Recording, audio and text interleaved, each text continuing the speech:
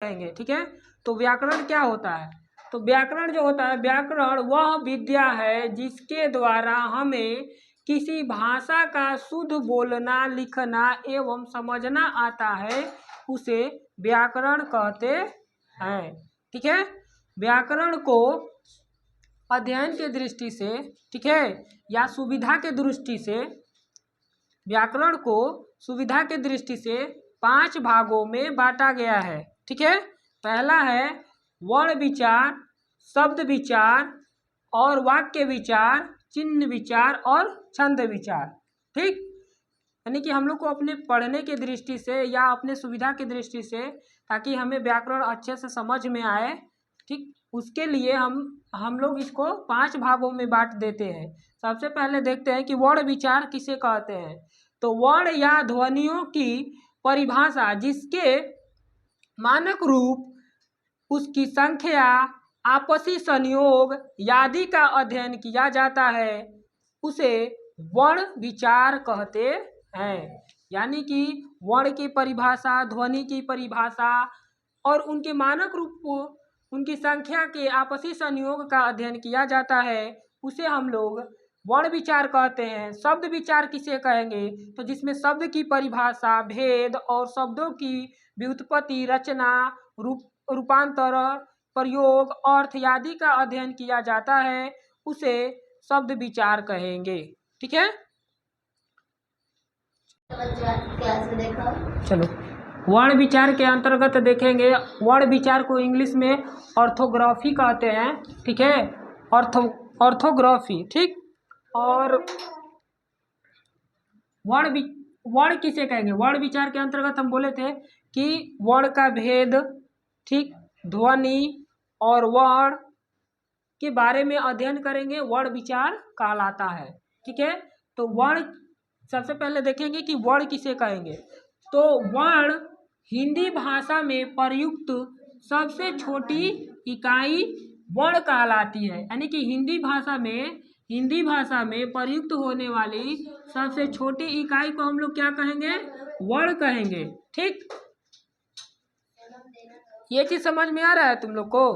अब देखो, वर्ण के एक दूसरा परिभाषा लिखेंगे कि वर्ण उस मूल ध्वनि को कहते हैं जिसके खंड या टुकड़े नहीं किया जा सकते।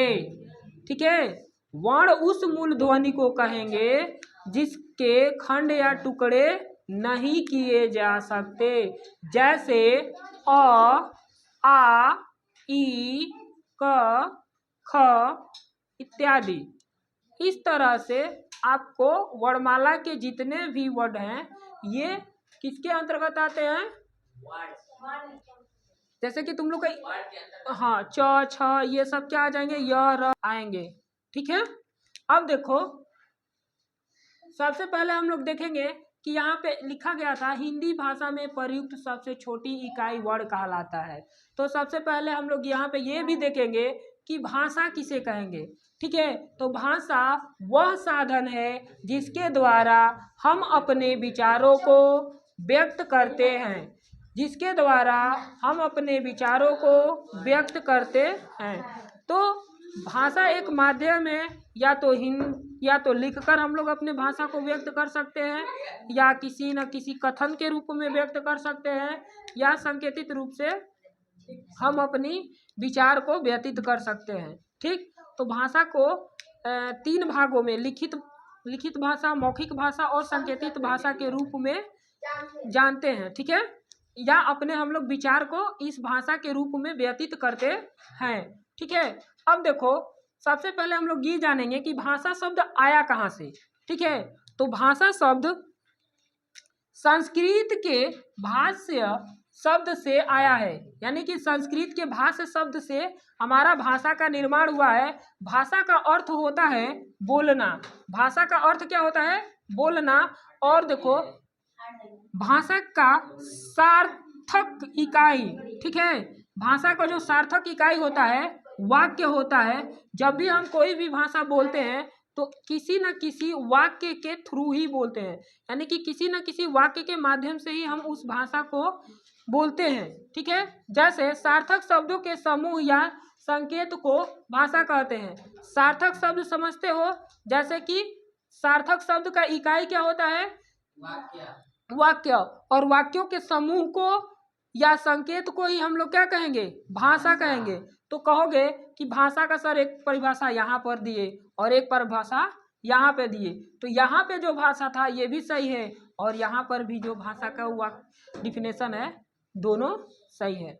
ठीक है, ये चीज समझ में आ रहा है? जैसे जैसे यहाँ पे कुछ एग्जाम्पल दिया जाए, क्या दिया जाए एग्जाम्पल?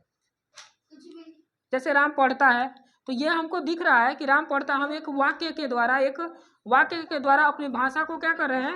बता रहे हैं कि राम पढ़ता है। ठीक है।